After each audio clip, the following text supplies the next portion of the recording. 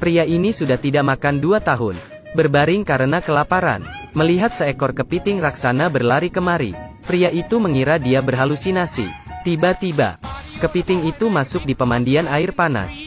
Kemudian melompat keluar, dan hancur tergeletak. Hal ini mengejutkan pria ini. Dia mengira akan mati kelaparan di sini. Ternyata makanan datang sendiri. Tetapi kepiting ini sangat besar. Pasti bukan dari bumi.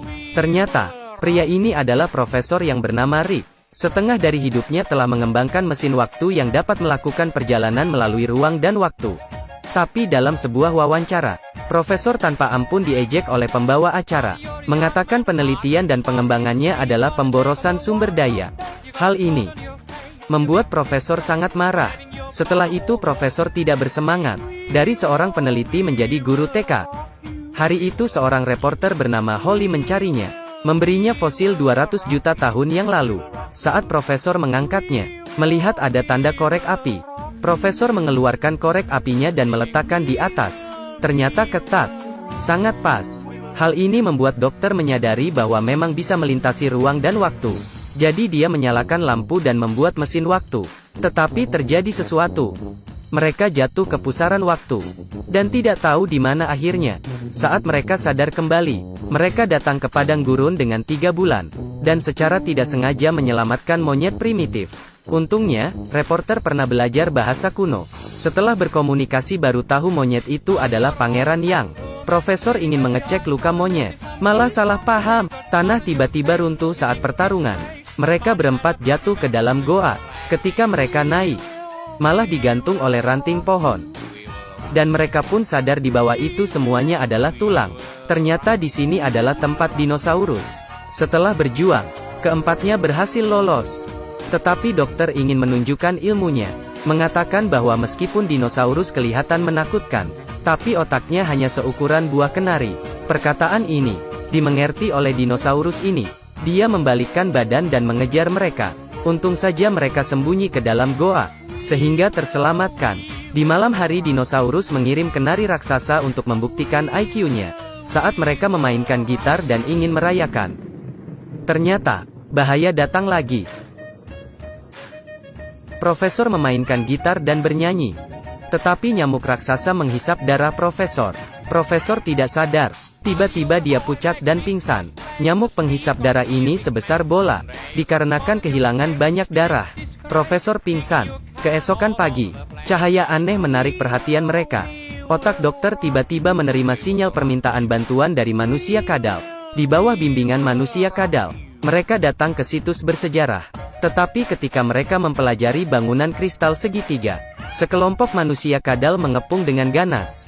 Di saat ini, profesor menggunakan prinsip pantulan cahaya untuk membuka pintu ke dimensi yang berbeda. Di dalam hidup seorang manusia kadal dengan rok mini, manusia kadal memberitahu profesor, pemimpin manusia kadal ingin memimpin pasukan untuk menyerang bumi. Tapi mesin waktu yang dikembangkan oleh dokter diperlukan untuk menghentikan manusia kadal. Jadi harus mencari mesin waktu dulu. Kemudian mereka langsung pergi mencari. Di perjalanan, mereka melihat 2 ekor dinosaurus yang sedang berkelahi. Awalnya ingin menonton. Ternyata dinosaurus pendendam. Langsung berlari menuju profesor. Untung saja profesor kuat. Dengan cepatnya menghindar. Profesor bersembunyi di balik menemukan zat AC. Melemparkan masuk ke dalam perut dinosaurus. Dinosaurus kedinginan. Membeku menjadi es. Dan terjatuh. Bahkan hancur. Juga ada mesin waktu. Mereka baru saja ingin mengambilnya. Malah dibawa pergi oleh pterodaktil. Profesor merasa kecewa. Tetapi masih harus menjalani hidup. Akhirnya mereka memanjat gunung.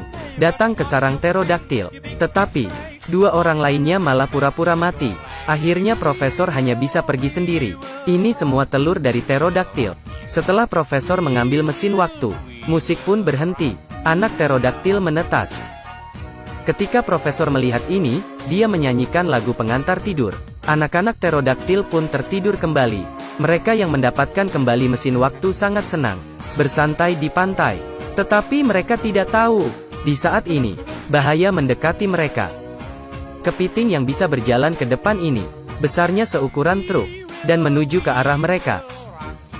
Tetapi malah terjatuh ke pemandian air panas. Saat melompat ke atas, sudah berubah warna. Dia tidak menyangka Awalnya dia datang untuk memakan, tetapi malah jadi dimakan, dan reporter yang berkeliaran di sini datang ke sebuah gua. Di sini, dia menemukan tulang dari pemimpin manusia kadal.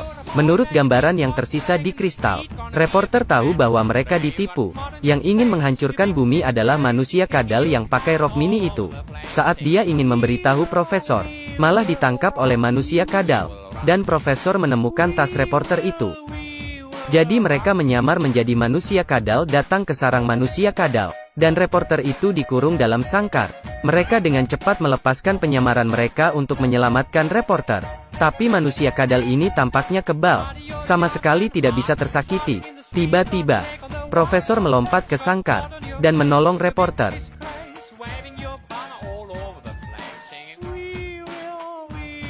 Tetapi di saat ini, dinosaurus itu keluar lagi. Dokter memutuskan untuk mengakhiri nasib jahat ini. Jadi dia mulai menunjukkan seni bela dirinya.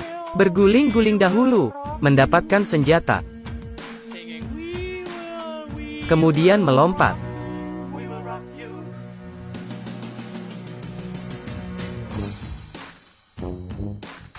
Aduh. Dinosaurus pun kebingungan. Di saat ini tentara manusia kadal muncul, mengelilingi reporter dan kawan-kawan. Di saat ini, profesor kembali dengan duduk di atas punggung dinosaurus. Ternyata profesor membuka dan memperluas wilayah di perut dinosaurus, sehingga menyembuhkan sembelit dinosaurus. Kemudian dinosaurus menjadi temannya. Ada bantuan dari dinosaurus. Tentara manusia kadal pun dihancurkan. Profesor mereka masuk ke dimensi lain lagi, bertarung dengan manusia kadal, tapi secara tidak sengaja menjatuhkan kristal di atas meja. Jalur ruang dan waktu akan tertutup selamanya. Temannya memutuskan untuk mengorbankan dirinya untuk tinggal dan mengendalikan manusia kadal, agar profesor dan reporter kembali ke bumi. Setelah keluar dari dimensi itu, monyet itu membawa teman profesor ke tempatnya. Sebagai pangeran, dia memiliki 7.000 istri. Meskipun jelek, tetapi semua sangat lembut. Dia berencana membagikan pada manusia ini.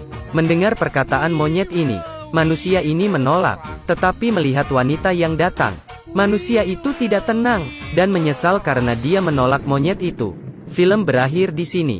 Saya adalah Huce. Ikuti saya. Kita ketemu di episode berikutnya.